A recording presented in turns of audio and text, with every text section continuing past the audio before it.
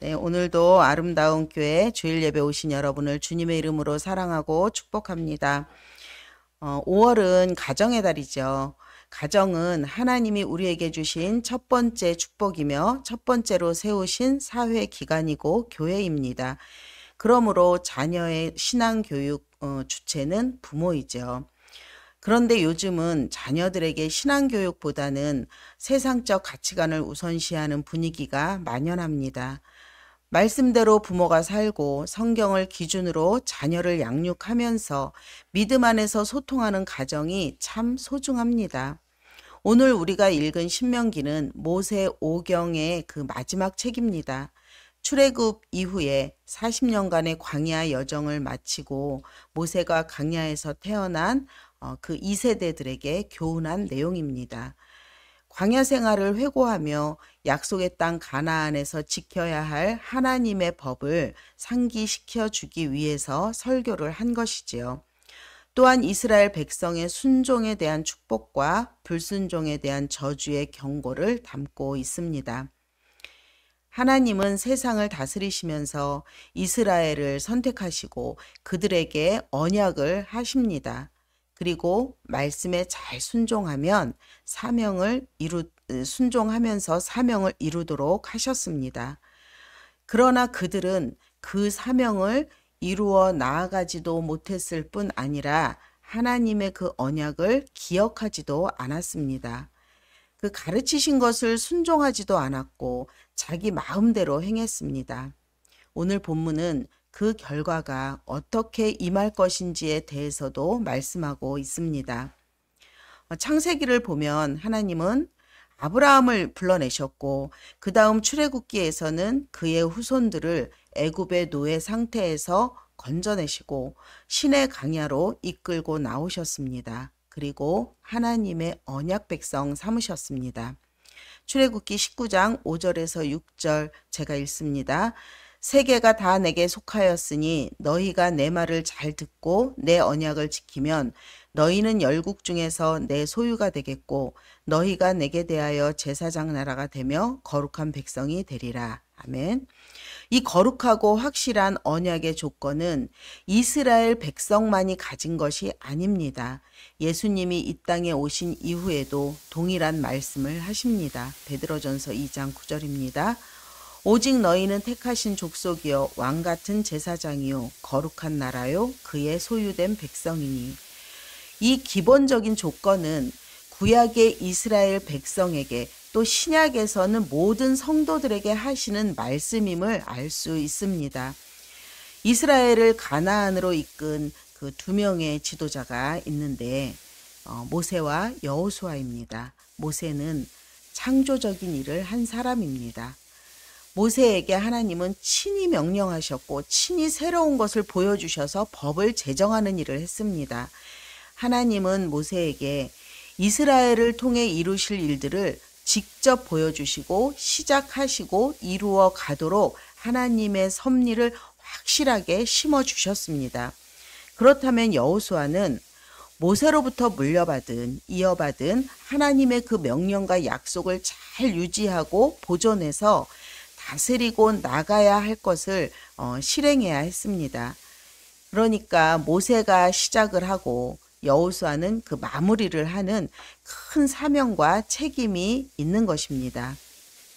여호수아가 죽은 후에도 모세의 그 확고하고도 부르짖었던 하나님의 그 명령을 이제 이스라엘 백성이 다음 세대에게 제대로 전수해야 하는 것입니다. 그러나 광야 40년 동안 이스라엘 백성들의 생활 태도를 보면 조금만 어려움이 생겨도 불평을 하고 원망을 하며 그 흔들리는 모습들을 볼 수 있습니다. 그 이유는 애굽에서 있을 때 그 힘들었던 종살이 하던 그 기억들이 이제 희미해지니까 그 애굽을 오히려 회상하며 그 상태로 돌아가고 싶다는 생각을 한 것입니다. 애굽에서 오랫동안 변화가 없는 그 반복적이고 나태해진 그 습성으로 인해서 하나님의 말씀하시는 그 새로운 환경에 적응할 생각이 없었던 것이죠.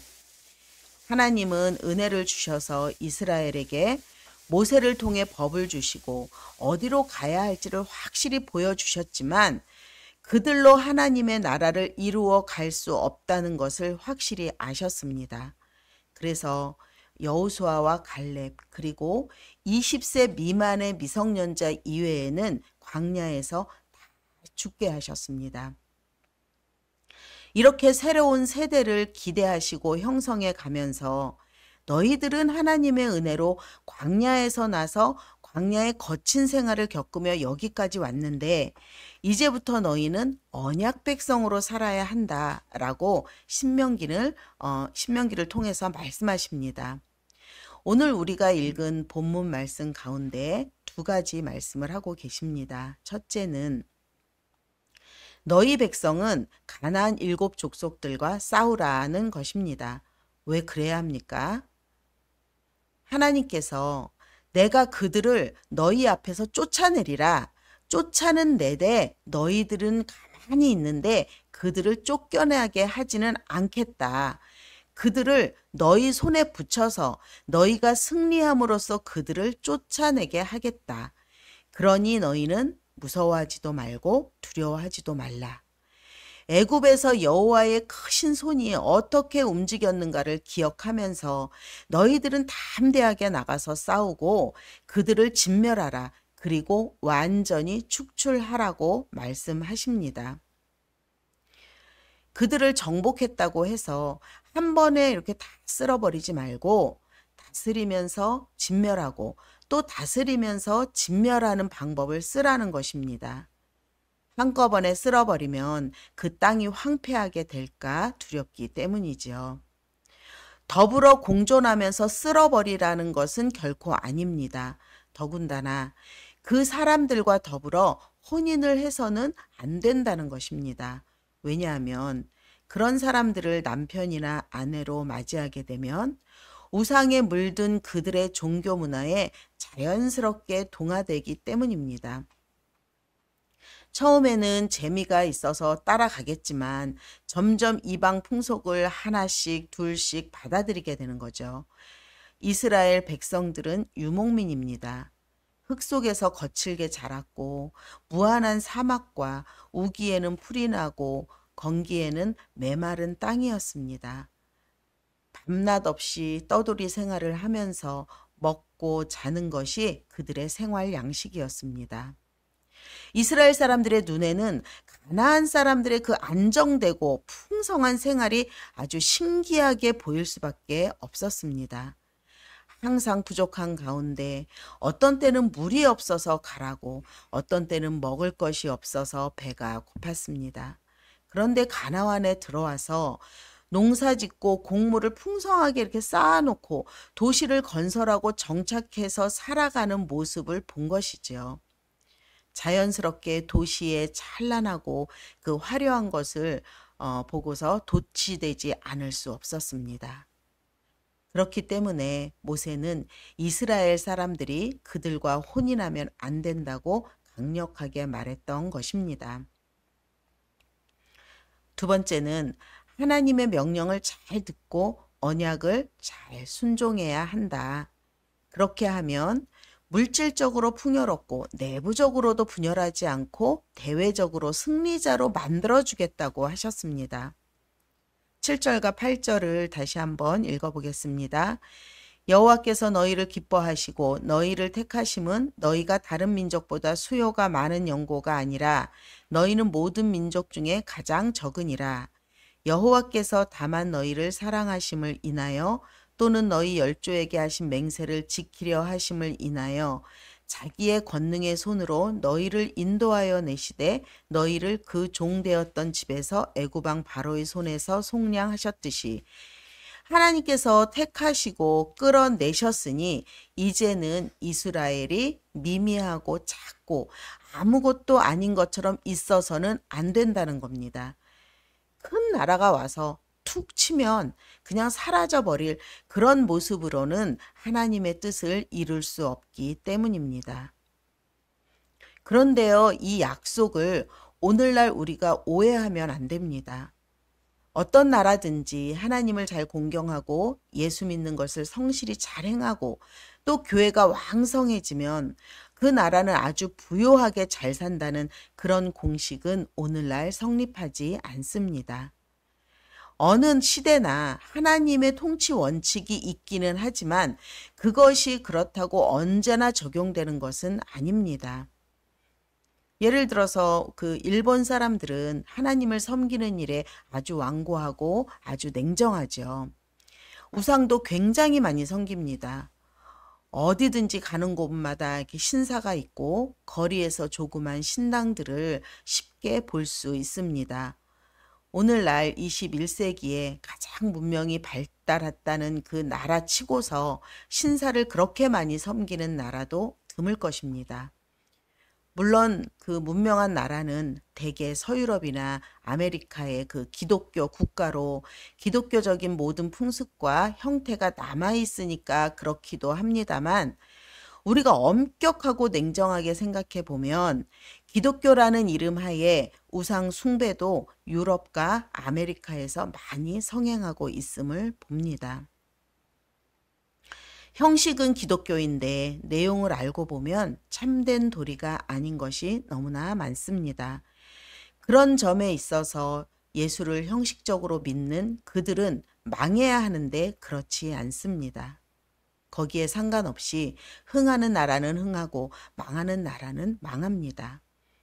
하나님이 이스라엘 백성들에게 한 명령은 이스라엘 백성뿐 아니라 오늘날 우리에게도 하는 명령입니다. 베드로전서 2장 9절입니다. 너희가 내 말을 잘 듣고 내 언약을 잘 지킬 것 같으면 여전히 너희는 만국 중에서 내 소유가 되고 제사장 나라가 되고 나의 택한 백성 즉 선민이 된다.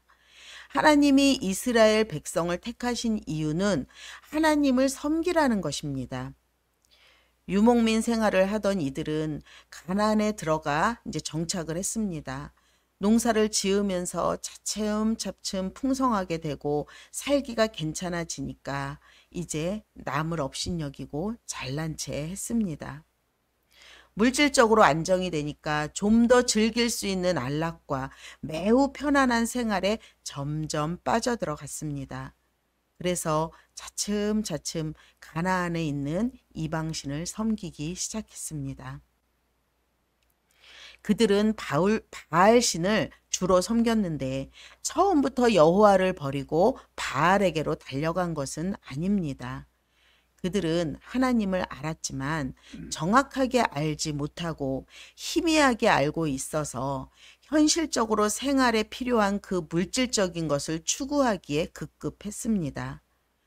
물질이 쌓이는 것을 보고 조금씩 안심을 했는데 그것은 참된 평안이 결코 아닙니다.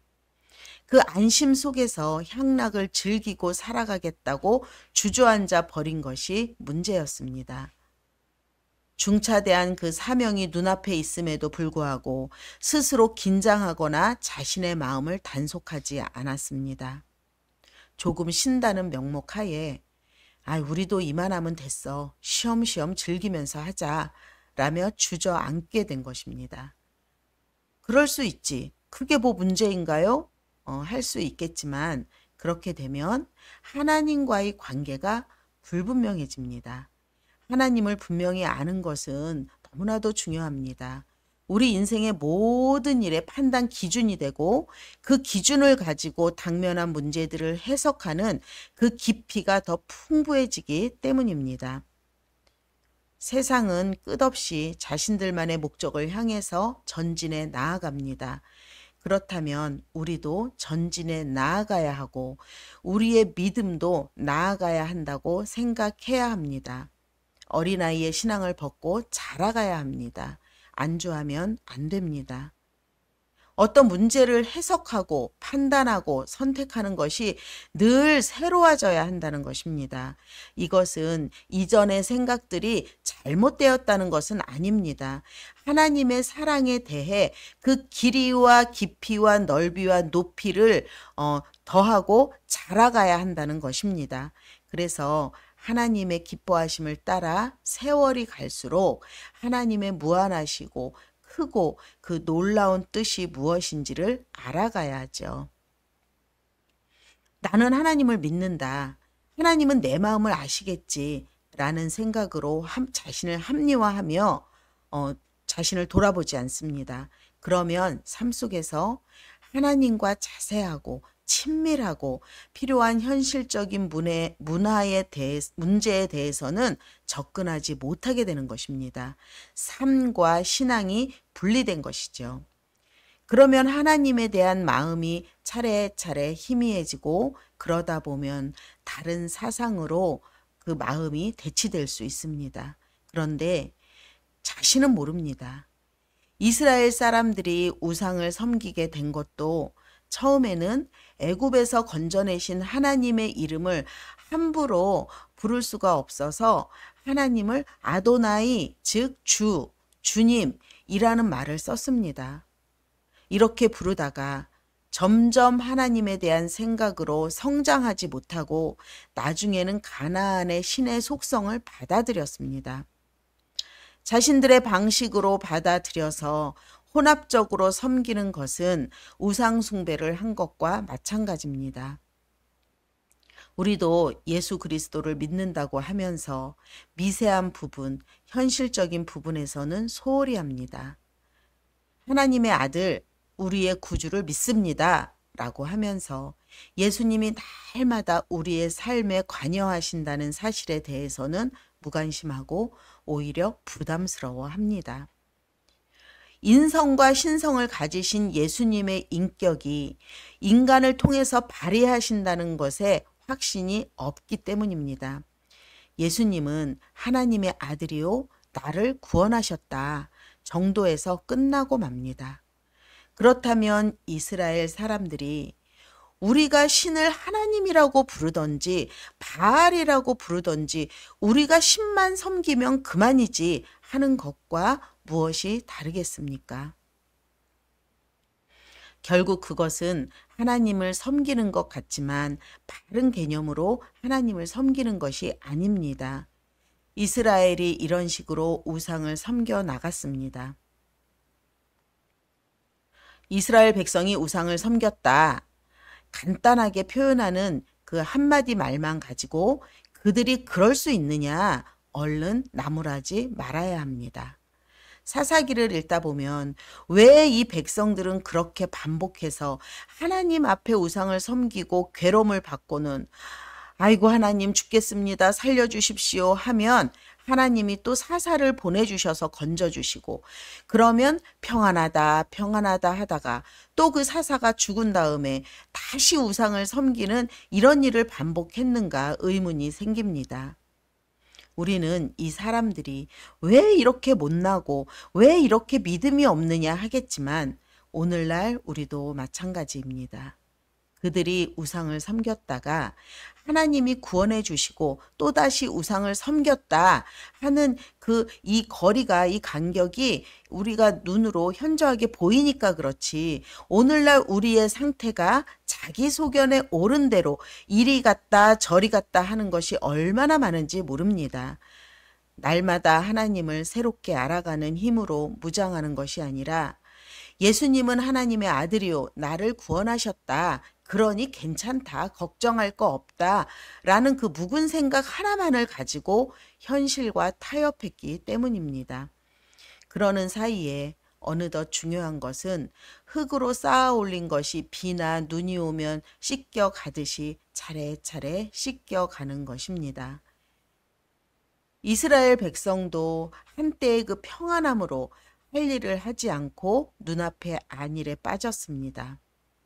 하나님에 대해서 알려고 하지도 않고 나는 구원받았으니까 이것만 지고 있으면 다 돼 하고는 주저앉아서 열심을 내지 않았습니다. 그 가슴 벅찬 구원의 감격으로 가슴 설레고 세상이 새로워 보여야 하는데 긴장감 없이 마음이 해이해져 나른하게 되었습니다.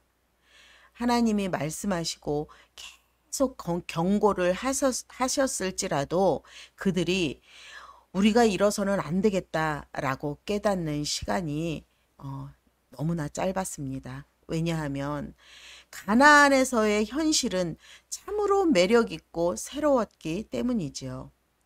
가나안에 온 것은 하나님의 명령과 하나님의 뜻을 이루기 위해서입니다. 그러나 먹고 사는 것과 가나안의 그 문화 형태를 따라서 건설하고 번영하며 살겠다는 데 주력하기 시작한 것입니다. 오늘날 하나님을 믿는 우리에게 이 세상에 와서 이 세상에 왜 와서 사느냐라고 물어본다면 여러분은 무엇이라고 대답하시겠습니까?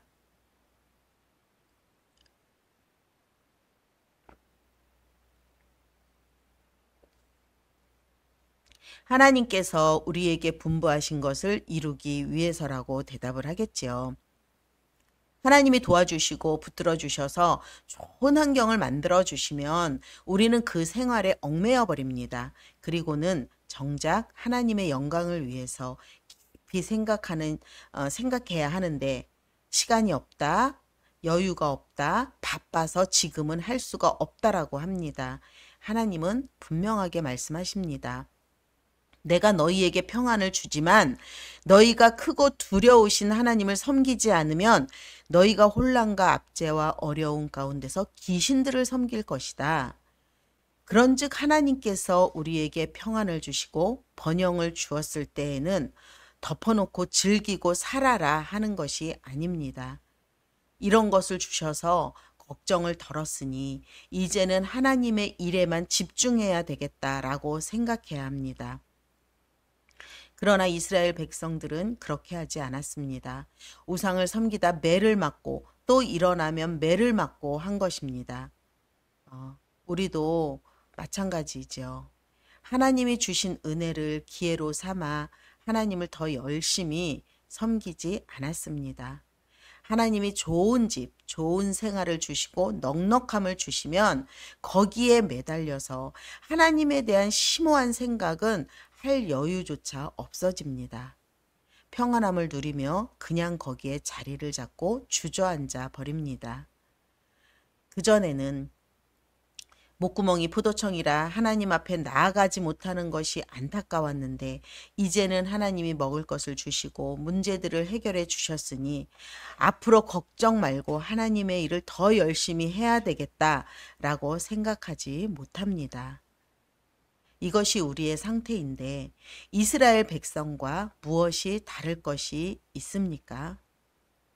이스라엘이 가나안 족속들을 다 쫓아내지 못했습니다. 하나님의 명령대로 하지 못한 것이지요. 크고 두려우신 하나님을 믿고 힘을 다해서 싸우지 못하고 가나안 족속이 굴복해 오니까 그래, 그러면 같이 살자 우리가 너희를 지배할 것이 무엇이 있냐 한 것입니다. 하나님은 같이 살라고 하신 것이 아니라 몰아내라고 하셨습니다. 가나안 족속이 처음에는 아무리 종노릇한다 하더라도 그들의 문화는 앞으로 이스라엘에게 주인 노릇할 참이었습니다. 그들은 정착 문화를 가지고 있었는데 이스라엘처럼 불과 40년간에 새로 이렇게 시작한 것 같은 그런 간단한 문화가 아니라 오랜 전통을 가지고 이 땅에 정착한 문화이기에 당해낼 수가 없습니다. 누군가가 이럴 수 있느냐, 저들을 몰아내야 된다라고 하면 그들은 철병거가 있어. 철 무기를 가지고 있으니 우리가 당해낼 수가 없어 라고 구실을 찾고 스스로 합리화합니다. 그럴 때 이렇게 얘기해야 합니다. 여호와께서는 너희를 기뻐하시고 너희를 택하심은 너희가 다른 민족보다 수요가 많은 연고가 아니라 너희는 모든 민족 중에 가장 적으니라. 하나님께서 우리를 애굽에서 건져내신 것은 그들이 우리보다 약해서가 아니라 하나님이 애국 사람을 어떻게 해서 쫓아냈는지 너희가 알지 않느냐? 그것을 거울 삼아라 하는 것입니다. 불순한 세상과 합하지 않고 그것을 완전히 도말해 버려야 합니다. 이렇게 풀을 낯으로 베어버리면 없는 것 같은데 어느새 또 자라납니다. 그러니까 완전히 뿌리째 뽑아야 합니다. 이스라엘 백성들은 애굽의 삶을 뽑아내지 못해서 불평을 했고 가나안을 완전히 뽑아내지 못했기 때문에 우상 숭배를 하고 배교를 한 것입니다. 이스라엘 사람들은 이렇게 한 결과가 얼마나 고통을 당하는지 신명기 28장 49절에서 51절에 잘 나타나 있는데요. 뭐라고 되어 있냐면 땅끝에서 한 민족을 독수리같이 날아오는 것 같이 너를 치러 오게 하시리니 너를 위하여 아무것도 남기지 아니하고 마침내 너를 멸절시키리라. 결국 하나님을 떠난 이스라엘은 로마 사람들이 와서 모든 성읍을 부수고 촌락을 부수었습니다. 다시는 예루살렘에 들어가지 못하게 만들고 사방으로 흩어버렸습니다. 우리가 성경을 읽을 때 그때는 그랬구나, 왜 그랬을까 할 것이 아니라 우리도 마찬가지라고 생각해야 합니다. 하나님께 받은 은혜를 하나님의 영광을 위해서 쓰지 않고 자기 자신의 행복과 이익을 추구해 나아간다는 것은 오늘날 우리와 옛날의 그 이스라엘 사람들과 큰 차이가 없습니다. 우리는 날마다 하나님의 말씀 가운데 깊이 들어가서 어제의 잘못을 깨닫고 오늘은 이렇게 해야 되겠구나 라고 하는 그런 생활 태도가 필요합니다. 우리에게 주신 여러 가지 물질적인, 인간적인, 현상적인 이해가 오히려 우리에게 올무가 되어 우리를 꼭 붙들어 우리의 정신이 거기 매여 있으면 안 됩니다.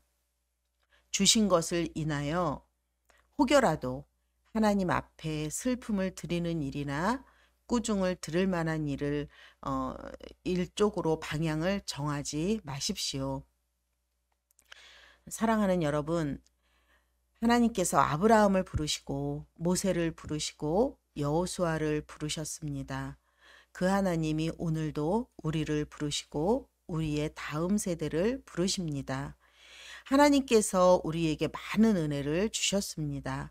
우리가 잘나서 특별해서가 아닙니다.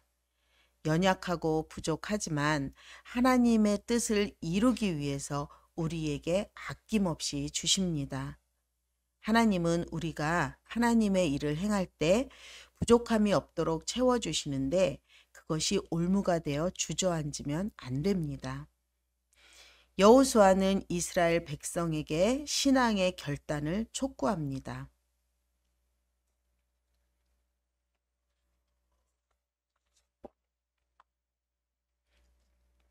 하나님의 도우심과 은혜를 기억하고 나와 내 집은 하나님만을 섬기겠다라고 결단합니다. 여호수아의 결단은 가족과 자녀와 자손과 민족에게까지 영향을 미칩니다. 하나님은 이스라엘을 애굽에서 건져내실 때 어떻게 하셨는지 거울 삼으라고 하신 것처럼 바라봄의 법칙을 기억하십시오. 자녀들의 거울이 되십시오. 우리가 먼저 하나님의 말씀에 순종해야 합니다. 그리하여 흔들림 없는 믿음의 가정을 자자손손 이어가는 아름다운 교회 성도님들 되시기를 간절히 소망합니다.